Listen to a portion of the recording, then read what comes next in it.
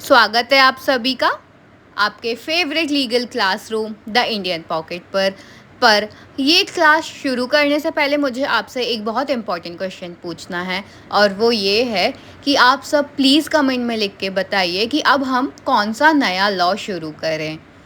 Comment में लिखिए, अगला वीडियो एक नए लॉ के साथ लॉजिकली आने वाला है। नमस्ते दोस्तों, आज हम बात करने वाले हैं द हिंदू मैरिज एक्ट 1955 के last but very important section number 27 से लेकर सेक्शन नंबर 30 की। तो सुनो, ये वो प्रोविजंस हैं जो डील करते हैं शादी में मिले हुए गिफ्ट और प्रॉपर्टी से, या फिर कोर्ट ने अगर कोई डिसीजन दिया है तो उसके बाद हमारे पास फिर से अपील करने का राइट है या नहीं है। गोत्र वाले कन्फ्यूजन को दूर कर देंगे ये सारे सेक्शन, और पुराने कस्टम और ट्रेडिशंस को रिस्पेक्ट देने से भी। तो अगर आप लॉ के स्टूडेंट हो या मैरिज लॉ समझना चाहते हो, ये लेक्चर मिस मत करना। तो चलिए शुरू करते हैं। Section number 27 of the Hindu marriage act disposal of property की बात करता है। मतलब जब शादी होती है तो दोनों फैमिलीज गिफ्ट और प्रॉपर्टीज़ देते हैं, जैसे ज्वेलरी, इलेक्ट्रॉनिक, व्हीकल, फर्नीचर, हट्टा कट्टा फ्लैट और बहुत सारी चीज़ें। अगर शादी के बाद डिवोर्स या सेपरेशन होता है तो डिसाइड कौन करता है? डिसाइड कोर्ट करता है कि ये जो जॉइंटली ओन चीज़ें हैं वो किसको मिलेंगी।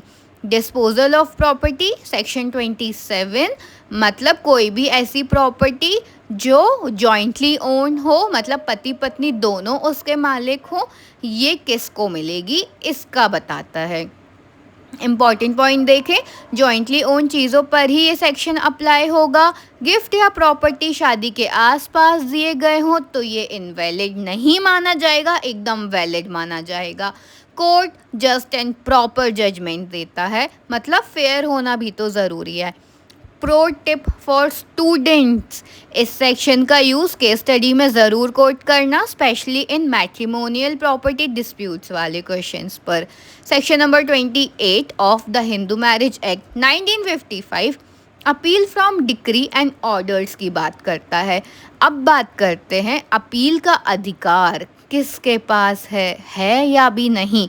कोर्ट अगर डिवोर्स या चाइल्ड कस्टडी का डिसीजन दे और किसी एक पार्टी को वो डिसीजन पसंद नहीं आ रहा है तो उसके पास अपील का राइट होता है। इसके की पॉइंट्स सुनो। फाइनल डिक्री जैसे डिवोर्स डिक्री, जुडिशियल सेपरेशन, यहाँ सब जगह एप्लीकेबल है। सेक्शन 25 मेंटेनेंस और सेक्शन 26 कस्टडी के ऑर्डर्स पे भी एप्लीकेबल है, बट सिर्फ तब जब वो इंटरिम मतलब टेम्परेरी ना हो। कॉस्ट की बात करें, कॉस्ट ओनली के मैटर में अपील नहीं हो सकती है। अपील का time limit 90 days from the date of order या डिक्री होता है।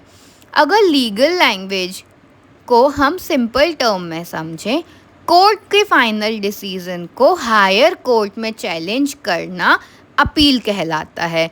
अगर हिंदू मैरिज एक्ट के केसेस में भी ये पावर दिया गया है तो भी। Section number 29 of the Hindu marriage act savings की बात करता है। ये सेक्शन काफ़ी इंटरेस्टिंग और कंट्रोवर्शियल मिथ को क्लियर कर देता है। सबसेक्शन 1 ऑफ सेक्शन 29 बात करता है, अगर शादी एक्ट के आने से पहले हुई है और पार्टीज सेम गोत्र के थे या अलग कास्ट रिलीजन के थे तो भी वो शादी वैलिड मानी जाएगी। मतलब सेम गोत्र होने से शादी इनवैलिडेट नहीं होगी। अलग जाति या धर्म होने से भी शादी इल्लीगल नहीं मानी जाएगी।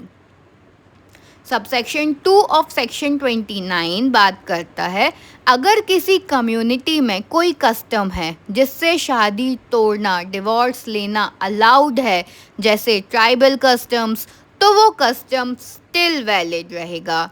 Subsection 3 of section 29 of the Hindu marriage act बात करता है, जो भी केसेस एक्ट के आने से पहले कोर्ट में पेंडिंग थे वो पुराने लॉ के अंदर कंटिन्यू होंगे, जैसे कुछ मूवीज़ पुराने लॉ के अंडर रिलीज़ होती हैं।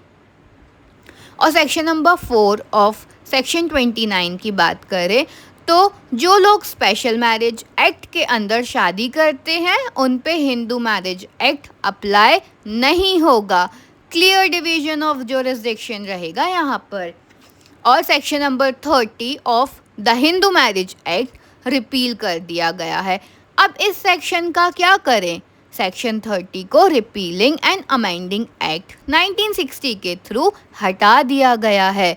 ये सिर्फ एक फॉर्मल लीगल क्लीन अप था, but for exam and viva repealed section भी मेंशन करना ज़रूरी है क्योंकि वो एक्ट के स्ट्रक्चर का पार्ट है। अगर हम इसका क्विक समरी देखें तो द हिंदू मैरिज एक्ट 1955 के सेक्शन नंबर 27 शादी के टाइम दी गई प्रॉपर्टी का लीगल डिवीजन की बात करता है। सेक्शन 28 अपील राइट किसके पास है और उसकी टाइम लिमिट क्या है उसकी बात करता है।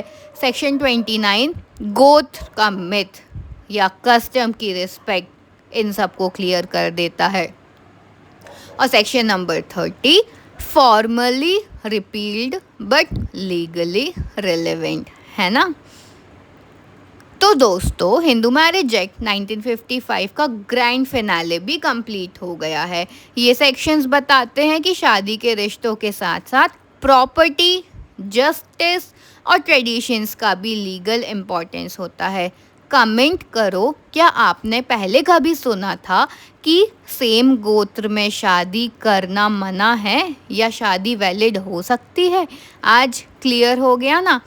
अगर ये लेक्चर इन्फॉर्मेटिव लगा हो, लाइक करो, शेयर करो, सब्सक्राइब करो चैनल को, क्योंकि ऐसे ही एंगेजिंग और क्लियर लॉ लेक्चर्स आपको मिलते रहेंगे।